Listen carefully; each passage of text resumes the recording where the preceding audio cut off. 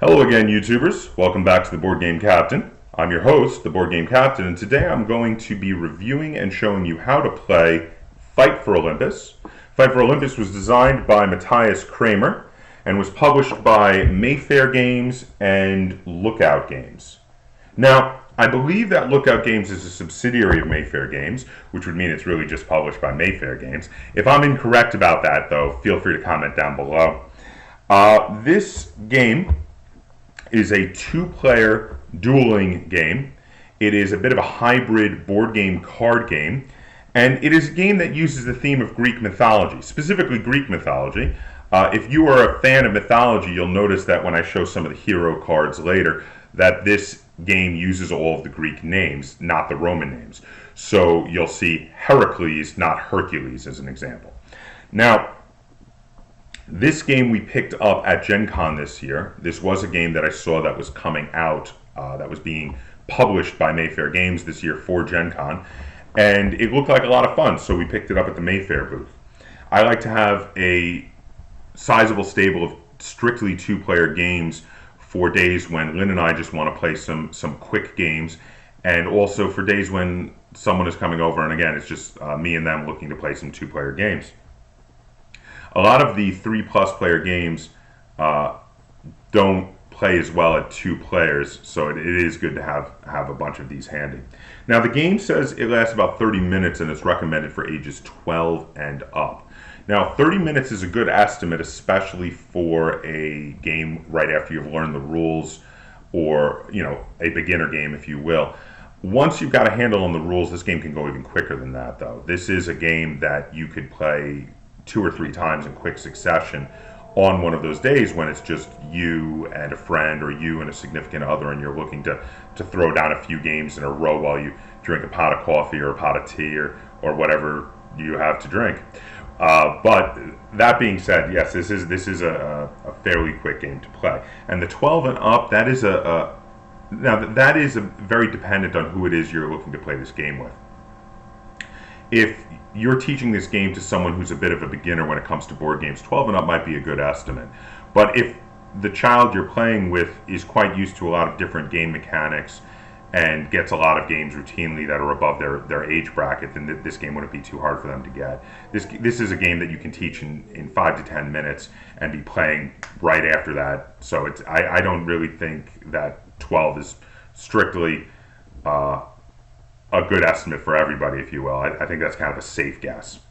Now, let's have a look at some of the components. The first thing I want to draw attention to is some of the wooden discs that it comes with. Mayfair has a tendency to use a lot of wooden components in their games. And now, I don't want to... I mean, nothing against companies that throw in, say, plastic cubes for everything. And I mean, I know that it's very helpful for companies to keep costs down and therefore pass on the savings to us, the consumer. However, if you play a lot of games and you have a lot of games, when you get these wooden components, like these wooden purple discs here, or these thicker wooden, like here's a thicker yellow one, and a blue one,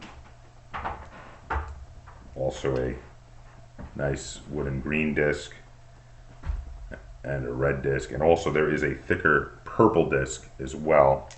When you get these wooden components in a game, they do feel more substantial. They feel higher quality than just the little plastic cubes.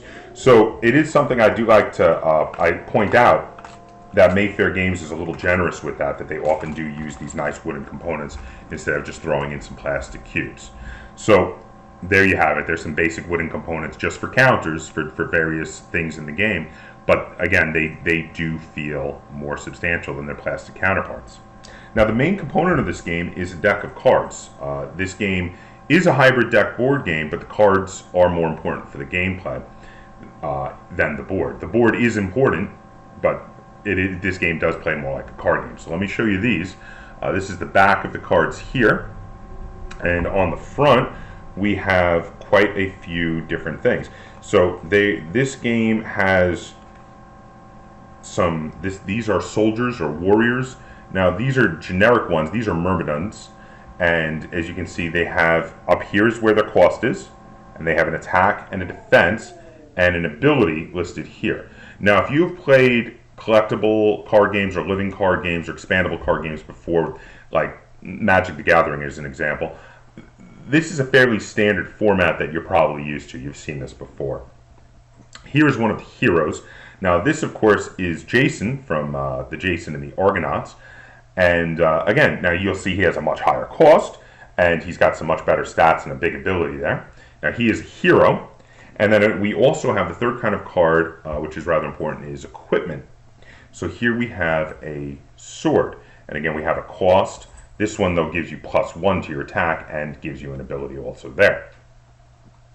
Now, there are a pair of cheat sheet cards, and one thing that I like that they did with these is they have a different back than the others. So no matter what side you're looking at, they're very easy to recognize that these don't belong in the deck. The front gives you quick reference to a bunch of different rules that you might need during the game. And I like when they do this so you don't have to yank out the rule book every 5 seconds. If you have these sitting in front of you, you can just say, oh, right, okay, here's the order of play. And that's very useful. I like having cheat sheets in games. So that is a look at all of the components. So now let's go and I will show you how to play the game. And then we will come back. I'll discuss how the game feels. I'll review it and rate it. We'll get a second opinion from Lynn, and that'll be it. Okay, so here we see a setup for Fight for Olympus. Now, in the middle here, we have the board, and the board is separated into 3 areas. We have Olympus, Delphi, and Troy. Olympus has 3 areas that each player can play on. Delphi has 2, and Troy has 1. At Olympus, we have the score tracker, which is very important because it helps you win the game. The thick purple disc starts on the 0 on the score tracker, but it can go in positive score for either player. Earning score, if it's on your opponent's side, will reduce their score until you can bring it to your side. Next to there, we have the wound tokens, which are the thinner purple discs. Over here at Delphi, we have 4 colored tokens, which are equivalent to the 4 different colors of cards: green, yellow, red, and blue. And then at Troy, we have the deck of cards. Now, if you attack in any of these locations and you have an opponent there, you'll get to do damage to them. However, if you attack at these locations, each one has a special action you can take if there is no opposing card. At Olympus, each hero that attacks at Olympus unopposed allows you to get a victory point to your side. At Delphi, you get to collect one of the discs. The discs can be used later to trade in instead of discarding cards to pay for things, and I'll show you how that works in a little bit. And over here at Troy, if you attack at Troy unopposed, you get to draw an extra card. There are 3 ways to win the game. One way is to start your turn where you have every location on your side of the board filled in. The second way is to get the score tracker all the way to 7 points on your side. Now, both of these ways rarely happen because they're a way to end the game early if you're severely dominating your opponent.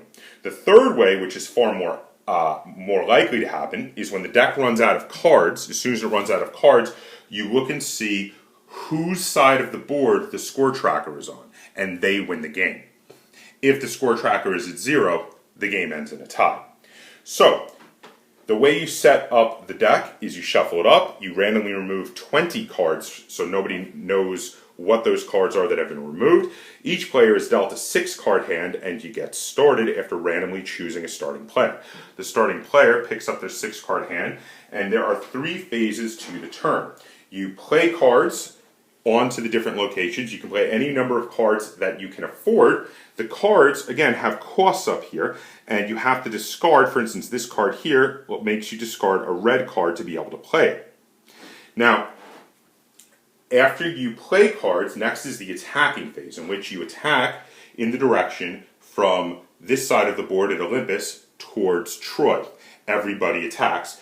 You can only attack if you have an attack number. For instance, this card here has an attack of 1, but some cards start with an attack of 0, and if you have a card that does so, it doesn't get an attack. So if it had a special ability, for instance, that would only trigger when it attacks, it doesn't attack if it has an attack of 0. Then you have the draw phase, where you get to draw 2 cards at the end of the turn before your opponent goes. Now on the first player's first turn, they must skip 1 phase. The book recommends that you skip the attack phase because it's most logical, but it is your choice. And on rare occasion, you could, for instance, skip the draw phase instead if you want to really quickly throw some guys out and attack. However, it will mean that you're going to have a tougher second turn because you're not going to have a whole lot of cards to be able to play on your second turn. So let's show you how this works now. So let's see. So the first player is going to decide that they would like to play Kurobus. So now Kurobus says, when you play Kurobus, you may inflict 1 damage on an enemy hero of your choice. Now there's no enemy heroes out yet, so that effect isn't going to happen. But we're going to play Kurobus in Olympus here. And now Kurobus requires you to discard 1 red card. So we're going to discard this red card to play Kurobus. Then I'm going to take a look, and I've got Myrmidons, and the Myrmidons require you to discard 1 yellow card for playing them. So I'm going to discard this yellow card here, and I'm going to put the Myrmidons in Troy.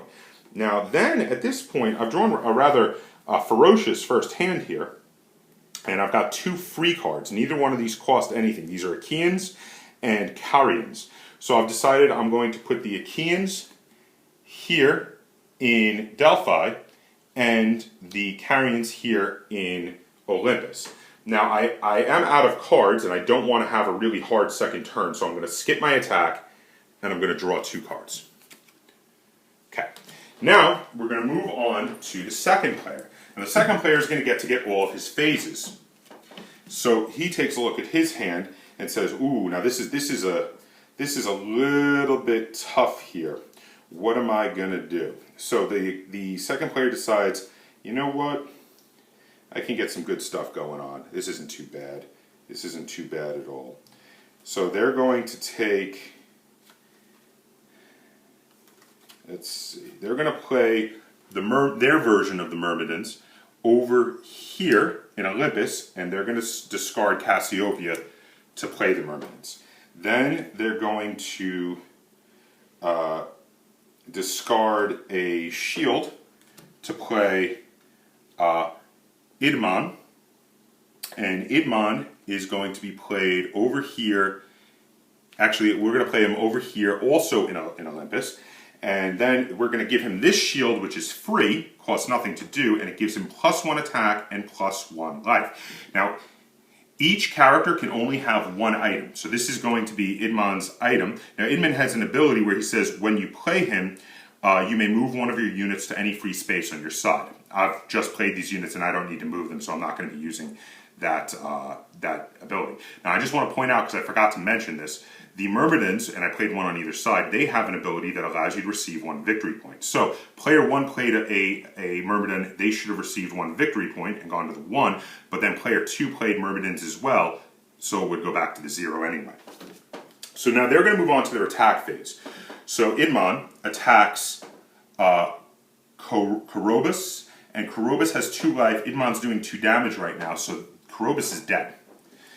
Then the Myrmidons attack the Carians, and they have 1 life. The Myrmidons do 1 damage, so they are also dead.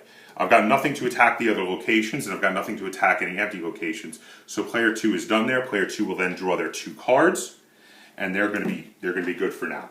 So now we go back to player 1, who is very thankful that they took their draw phase, because they would have been just about out of guys here if they didn't. So now they've got a couple cards, but since they've almost run out of cards, you'll notice they can't play these.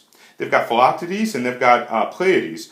And now in both of these cases, this requires a green and they don't have another green card to discard yet. And this requires a blue and they don't have another blue card to discard yet. So they're just going to hold on to these and they're going to move on to their attack phase. So they've got nothing to attack in Olympus anymore, but they do have the Achaeans to attack here in Delphi. And the great thing here is I can of course take the disc, which I can make sure I'll be able to play one of these guys with. So of the 2, the one I like better is Philoctetes, so I'm going to take the green disc. Then the Myrmidons attack in Troy, which gets me a free card, which is great. I get another card to use. Then, I'm done there. I get to draw my 2 cards. I should definitely have something to use next round, and I'll move back to the second player. Now, the second player is going to take a quick look at their hand and see if they can play anything. And Let's see. They're also going to hold off because they don't really have a lot of good options for playing things either. But they do have some great stuff going on the board. So we're going to move to their attack phase. And Idmon attacks unopposed, they get a victory point. The Myrmidons attack unopposed, they get another victory point. That is brutal. They are winning. Now, they're done. They're going to draw 2 cards, and they're going to let their opponent go again. And as you see, these turns go fairly quickly. Once you pick up how to play the game, this game can go very fast.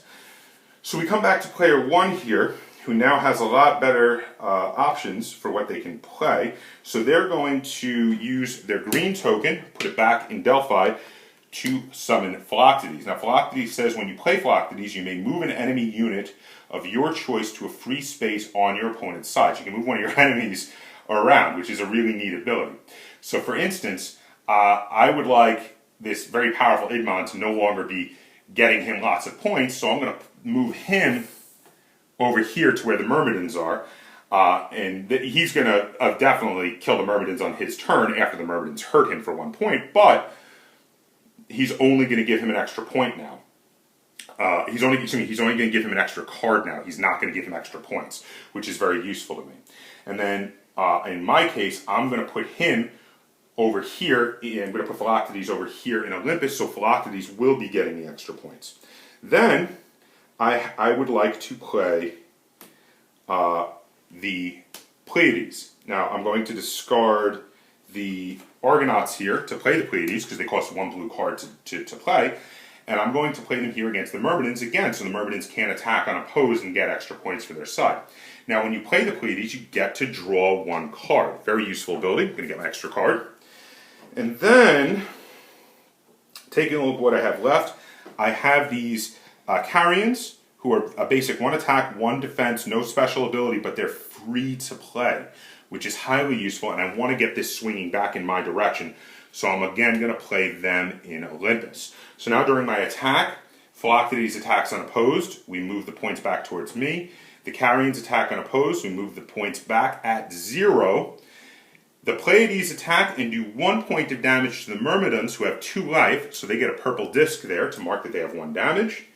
The Achaeans attack unopposed over here in Delphi, so they get me 1 disc of my choice. So I'm going to take a yellow disc this time, because as you can see, both the cards I have in my hand require a yellow card, so that'll replace that for me.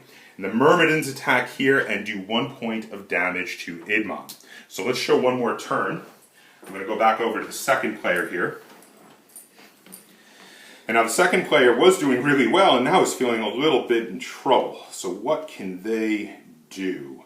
Well, let's have a look.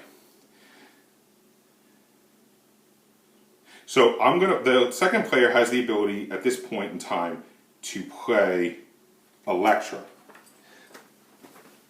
Electra, as you can see here, costs 1 green, 1 blue card, and 1 red card. So I'm going to discard a blue card for playing Electra here.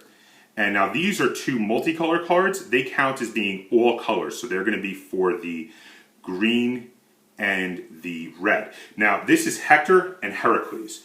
These are a pair of incredibly powerful heroes, and normally I would like to save them so I could use them later and my opponent would have a lot of trouble with them. However, I'm desperate. Player 1 is doing really well all of a sudden, and I need to get something out and start doing some good things to them. So I'm going to discard them to be able to get Electra out. So now, Electra has an attack ability that before they attack, they can heal 1 point of damage to themselves as a standard ability, and that is pretty awesome. So I'm going to play Electra, 1 point of damage to any one of my units. I apologize, 1 point of damage to any one of my units. So I'm going to play Electra over here in Olympus, and then I'm going to go to the attack phase. So now I'm going to go to Electra and use her ability to immediately heal Idmon, who's, even though he's stuck over there in Troy, he can still do wonderful things for me. Electra then will attack, doing 1 point of damage to the Carians, and they are dead. Then the Myrmidons will attack, doing 1 point of damage to the Pleiades, so they have 2 life, they're still alive. And then Idmon attacks and does 2 points of damage to the Myrmidons over here, and they are dead. So now it is swinging back in the favor of the second player, because they had a good turn and they've managed to swing it back, and they get to draw 2 more cards for their hand. So the game goes like this, back and forth. It's a bit of a back and forth swing, trying to gain control of the different areas. It's very rare for someone to win in the two overpower methods of winning, of starting a turn fully filled out, because usually your opponent has a chance to kill some of your guys on his turn or her turn. And it's also very difficult to win by getting all the way to 7, because when you start to get the points coming to your side, your opponent will see that and focus on retaking Olympus, and therefore getting the pendulum to swing back in their direction. The most common way to win is definitely you run out of cards in the deck, and then you check where this token is, if it's on your opponent's side or your side, and that'll show you who wins. So that's the gist of how a game of Fight for Olympus goes. So let's head back. I'm going to tell you how it feels, I'm going to give you my review of it, I'm going to rate it, and then we're going to get a second opinion. Okay, welcome back. That was how you play a game of Fight for Olympus. So let's talk a little bit about how Fight for Olympus feels. Now, while the game is mostly a card game, there are definitely some board game elements. The different areas that you can play your cards in and the special actions you take when you attack in those areas unopposed do feel like board game mechanics, while the rest of the game does feel like a card game. It sort of has an interesting feel where even though you're sharing a deck with your opponent, in quite a lot of ways it feels like one of the living card games or collectible card games where you're drawing up your forces and you're putting them down and you're preparing to attack your opponent and trying to, get a leg up on them, and each turn, the pendulum can swing back and forth. So it sometimes feels like one of those collectible card games or living card games, but done better. I mean, it's done in a really great way. And adding in the board game mechanics really does add a whole extra element to it and make it very interesting. I like this game a lot. This is a really fun game. Very enjoyable to play. I love the Greek mythology theme. I think mythology is a fantastic theme, and it is a theme that is used quite a bit, but I still like it a lot. I love Greek mythology. This is a more direct representation of Greek mythology than you see in a lot of games, because many games will just adopt a couple of Greek mythological creatures. They'll throw in a minotaur, minotaur, I mispronounce it. Again, also, by the way, I want to apologize for any of my mispronouncing of Greek names. My Greek pronunciations aren't the best. Feel free to yell at me in the comments if I totally mispronounce some things. But other games may pull in a minotaur or a hydra or something like that, and just, and you could call that a bit of a Greek mythology theme. But this is a really direct Greek mythology theme. You have places from actual history and myth down there on the board. You have Olympus, of course, the mythical location where the Greek gods live. You have Troy, the probably actual place. They discovered ruins that they believe to have been Troy, where the battle happened.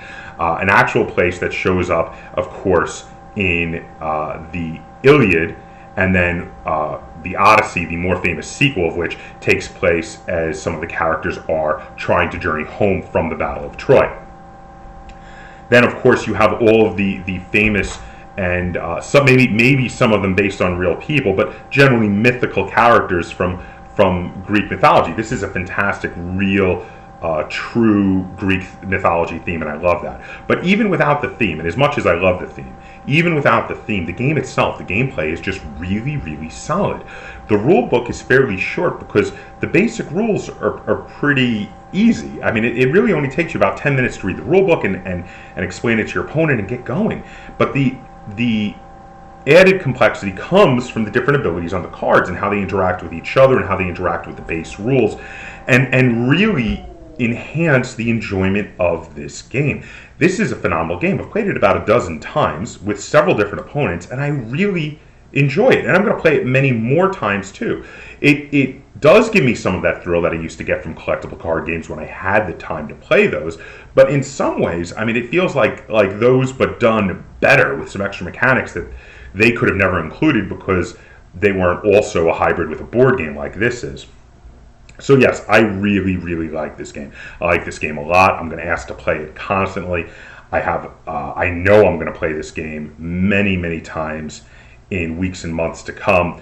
So on Board Game Geek, I give Fight for Olympus 9 out of 10 stars, which is a huge score. I've only given it to a handful of games so far. But even though this is a small little 2-player game, I love this game. I think this game is great. And I would definitely recommend this game to you if you like anything I've said about it. If you're a fan of Greek mythology, buy this game.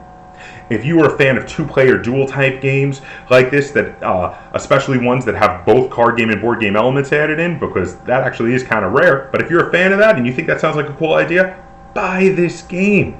If you used to play 2-player competitive card games like Magic the Gathering, but no longer have the time, like me, because I don't have the time to collect those cards and really give all the time to just the one game anymore, and you sometimes think you'd like to get back a little of that fun and a little of that feeling from games like that, buy this game.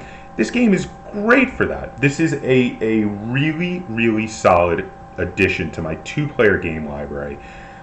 This is a game I will definitely cherish forever, and I'm going to play it as much as I can. I love it. So let's get a second opinion. Lynn, how many stars out of 10 would you give to Fight for Olympus? 8. So Lynn gave it 8 stars, which also is a very high rating. So 8 from Lynn, 9 from me. We both like this game a lot, so I have a feeling we're going to be playing this game a lot in weeks and months to come, which is fantastic because it's good news for both of us because we both really enjoyed this game. There you have it. 8 stars from Lynn, 9 stars from me. This is definitely a big 2 thumbs up review for Fight for Olympus. So what are you waiting for? Get out to your friendly local game store and pick up this game. This game is tons of fun. There you have it.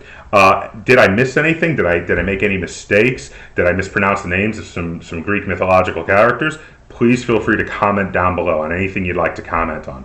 And as always, if you liked this video and you would like to see more like it, please like, share, and subscribe.